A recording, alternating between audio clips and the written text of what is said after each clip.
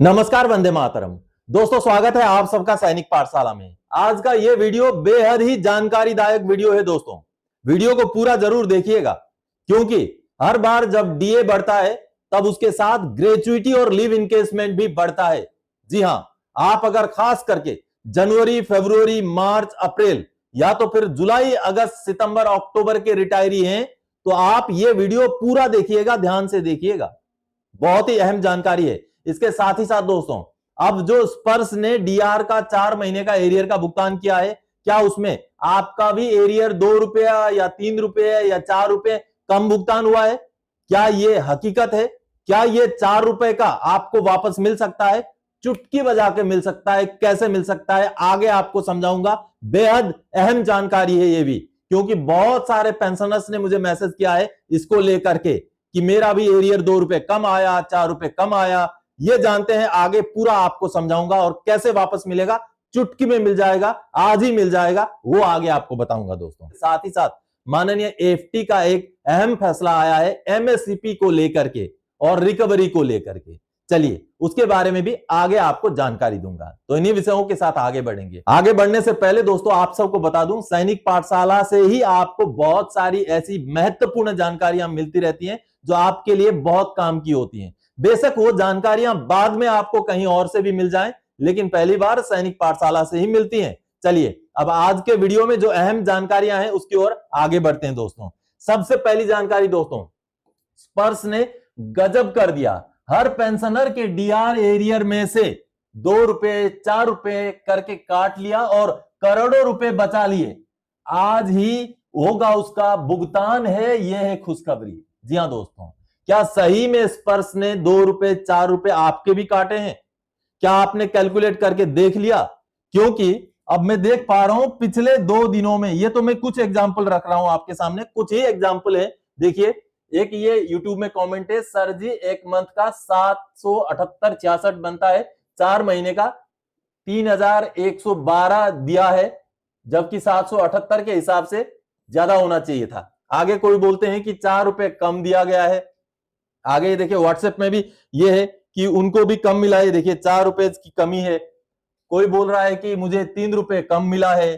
कोई पूरा कैलकुलेशन करके बता रहे हैं कि मुझे इतना मिलना चाहिए था, इतना मिला। इधर भी देखिए, इन्होंने भी बाकायदा कैलकुलेशन करके बोला है कि ये देखिए, ये मुझे कम मिला है, और यहां भी बोला गया है कि मुझे कम मिला है। ये देखिए, हर किसी का कहना है। ऐसे कई सारे सैकड़ों मैसेजेस हैं जो यूट्यूब पर भी हैं, व्हाट्सएप में भी मुझे पूछे गए हैं। लेकिन दोस्तों, क्या ये आपको सही में कम मिला है और क्या ये आपको वापस हो सकता है? बिल्कुल, आगे जब आप कैलकुलेशन समझेंगे तब आपको पता चलेगा। चलिए, मैं आपको अभी कैलकुलेशन समझा देता हूं। ये आप देख पा रहे हैं, ये देखिए। अब एक पेंशनर है जिन्होंने मुझे व्हाट्सएप में कमेंट किया था, पहले इनका एग्जांपल ले लेते हैं, फिर उनको जब मैंने सारा कैलकुलेशन करके उनको जब वापस दिला दिया, हाँ मैं बोल रहा हूं वापस दिला दिया, जो बचा हुआ 2-4 रुपए जो भी था, जब वापस दिला दिया तो उन्होंने ये मैसेज मुझे किया है, thank you very much for taking pains. चलिए, अब मसला क्या है समझते हैं। इनका बेसिक था दोस्तों 35,975 रुपए। देखिए, 35,975 रुपए इनका बेसिक था। अब बढ़ोतरी कितने परसेंट की हुई है? 2% की हुई है, इंटू 2%, तो 2% में कितना बनता है? 719 रुपए 50 पैसे। ध्यान से देखिएगा, आपका केस में आपका बेसिक को लेके आप कैलकुलेट कीजिएगा। आपका अगर डिसेबिलिटी एलिमेंट है तो उसको भी बेसिक में इंक्लूड कर लीजिएगा, एडिशनल पेंशन है तो उसको भी इंक्लूड कर लीजिएगा, उसके साथ कैलकुलेट कीजिएगा। चलिए, 2% की बढ़ोतरी है तो कितना हुआ? 719 रुपए 50 पैसा। और डीए का रूल बोलता है चाहे आपका 1 पैसा भी ऊपर हो जाए तो वो अगले स्लैब में चला जाता है, यानी कि 719 रुपए 50 पैसा जो है 720 रुपए काउंट होगा। तो इंटू 4 महीने का एरियर है ना ये, तो ये होना चाहिए 2880। ये पेंशनर का कहना है और आपका भी यही कहना है ना? तो चलिए, ये होना चाहिए 2880, लेकिन इन्हीं पेंशनर का कहना है कि मुझे पीसीडीए ने 2876 रुपए दिया, जबकि मुझे 2880 देना था। ये इनका कहना है, बिल्कुल सही है, साफ साफ दिख रहा है कि यही होना चाहिए। लेकिन अब समझिए, सही तरीका आप समझिए दोस्तों। इनको 35,975 रुपए जो इनका ये जो बेसिक है, इसके ऊपर इनको 58% इंटू 58% को के हिसाब से इनको परसेंटेज करना है, तो 100 से भाग करना पड़ेगा। तो इनको ये ऑलरेडी दिए, हर महीने का कितना मिल रहा था, 20,865 रुपए 50 पैसे। तो कुल मिलाकर के 20,866 रुपए, यानी कि इनको पिछले महीने तक 58% डीए के हिसाब से जो है बेसिक पेंशन और 20,866 रुपए डीए मिल रहा था अकाउंट में। ठीक है, आप पेंशन स्लिप भी निकाल के देख लीजिए, ये भी उसमें भी इतना ही है। अब चलिए, अब जैसे ही हमारा 60% डीए हो गया, 35,975 बेसिक, 975 बेसिक इंटू अब 60% हो गया ना, तो 60% में 100 रुपए इजिकल्स टू कितना बनेगा, ये 21,585 बनेगा। ये इसमें कोई पॉइंट वगैरह नहीं आ रहा है, तो 60% में इतना बनेगा। अब आपको जो मिलेगा ना दोस्तों, आपको मिलेगा ये 60% के हिसाब से जितना टोटल आपका डीआर बना और 58% के हिसाब से जितना आप टोटल डीआर ले रहे थे, उसके बीच का डिफरेंस निकालना है। इस अमाउंट में वेरिएशन आ जाएगा। अब इसमें जो डिफरेंस आप निकालेंगे, ये निकल रहा है 719 रुपए का, इंटू 4 महीना कर देंगे तो 2876 ही बन रहा है। जी हां, आपको ऐसे कैलकुलेट करना है, क्योंकि आपका जो पॉइंट वगैरह का कैलकुलेशन इसमें ऑलरेडी करके इसको यहां राउंड ऑफ करके आपको दिया जा रहा था। तो आपको 58% से जितना डीए दिया जा रहा था, अब 60% में जितना बनेगा उसके बीच का डिफरेंस में 4 महीना जो गुणा करेंगे, तो आपका सही कैलकुलेशन ऐसे होगा। हर कोई इस कैलकुलेशन को अगर करके देखेगा तो आपको जो भी मिला है ना, 2 रुपए कम बोल रहे हैं, कोई 3 रुपए कम बोल रहा है, कम नहीं मिला है। स्पर्श में ऑटोमेटिक सिस्टम से होता है कैलकुलेशन। जी हां, इसलिए ये है कैलकुलेशन का तरीका, सही कैलकुलेशन का तरीका। और जो आपको मिला है, अब इन पेंशनर को जो मिला है 2876 रुपए, ये इनको सही मिला है। इसलिए उन्होंने बोला कि thank you very much for taking pains. तो इनको वापस मिल गया ना।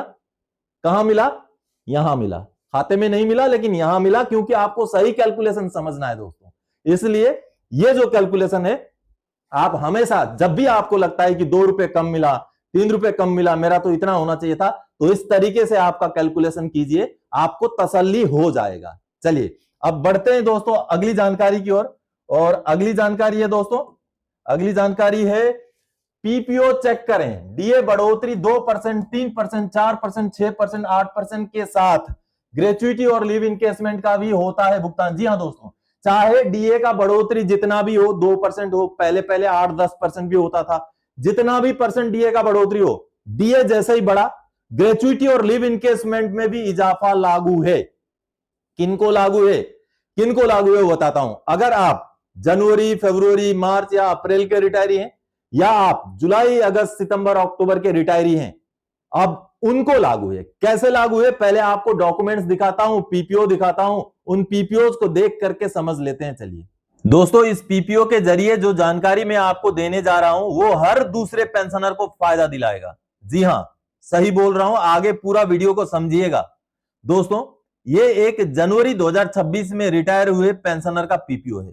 अब देखिए, जनवरी 2026 में रिटायर हो गए। अब इस पीपीओ के जरिए उनको जो ग्रेचुइटी दिया गया, वो दिया गया था 9,98,282 रुपए।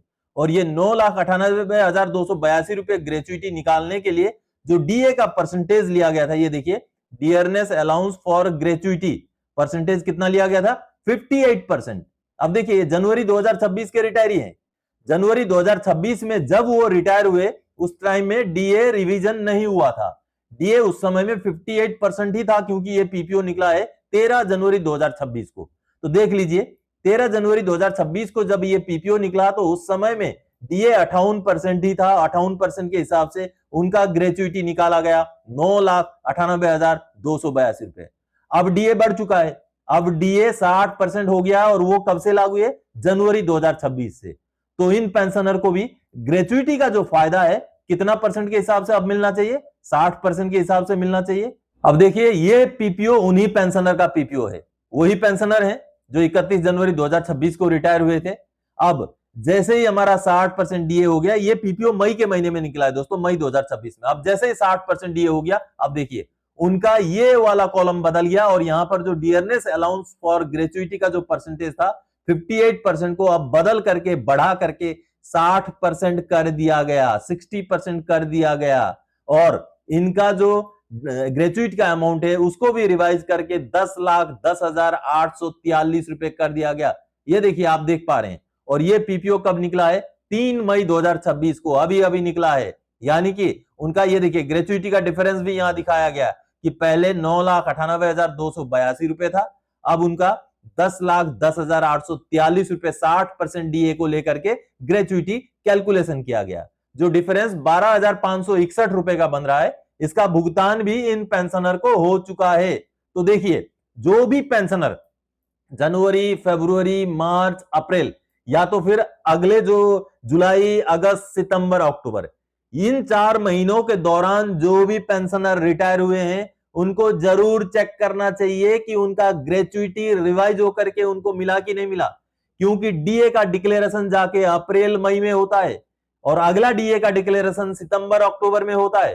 तो ऐसे में जो ऑलरेडी पिछला डीए का परसेंटेज के हिसाब से रिटायर हो चुके हैं उनका अलग से ग्रेचुइटी का कैलकुलेशन होकर के उनको एरियर मिलना है। ऐसा ही लिव इनकेसमेंट में भी होना है दोस्तों अमूमन पाया गया कि ग्रेचुइटी का कैलकुलेशन तो स्पर्श की तरफ से ऑटोमेटिकली कर करके पेंशनर्स को मिल जाता है, लेकिन लिव इनकेसमेंट के फिर भी छूट जाते हैं, क्योंकि लिव इनकेसमेंट में भी सेम यही कहानी है, बढ़े हुए डीए के हिसाब से कैलकुलेट होना है, क्योंकि लिव इनकेसमेंट का कैलकुलेशन भी दोस्तों डीए का परसेंटेज को लेकर के होता है।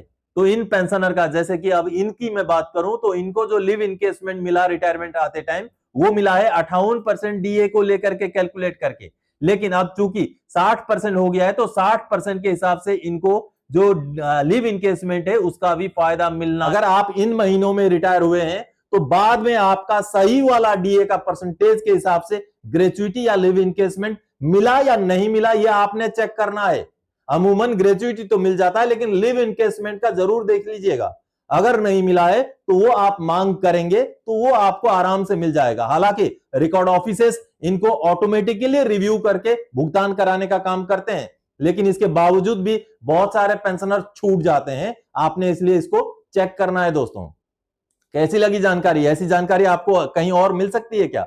चलिए अब ये जानकारी हो सकता है रिपीट हो जाए, चलिए कोई बात नहीं, आप सैनिक पाठशाला के साथ जुड़े रहिए। अभी तक अगर चैनल को सब्सक्राइब नहीं किया है तो ऐसे ही बिल्कुल अहम जानकारियां, जो गुंडी वाली जानकारियां होती हैं, जो डॉक्यूमेंटेशन के टेक्निकल जानकारियां होते हैं, वो जानकारियां पाते रहने के लिए आप सैनिक पाठशाला को जरूर सब्सक्राइब करें। और आप अगर पेंशन से जुड़े हुए समस्याएं मेरे साथ साझा करना चाहते हैं तो चैनल को ज्वाइन करें और मेंबर्स ओनली वाले वीडियोस देखेंगे तो आपको व्हाट्सएप नंबर मिलेगा, फिर आप मुझसे व्हाट्सएप से कांटेक्ट कर सकते हैं। दोस्तों करें, चलिए अब आगे बढ़ते हैं अगली जानकारी की ओर। पेंशनर को कोर्ट केस करने पर मजबूर किया जा रहा है, जुर्माना लगना जरूरी है। जी हां दोस्तों, चलिए सीधे सीधे माननीय कोर्ट का जो जजमेंट का कॉपी आया है उसको देखते हैं। दोस्तों माननीय एएफटी लखनऊ का 6 मई 2026 का यह आदेश का आप कॉपी देख पा रहे हैं।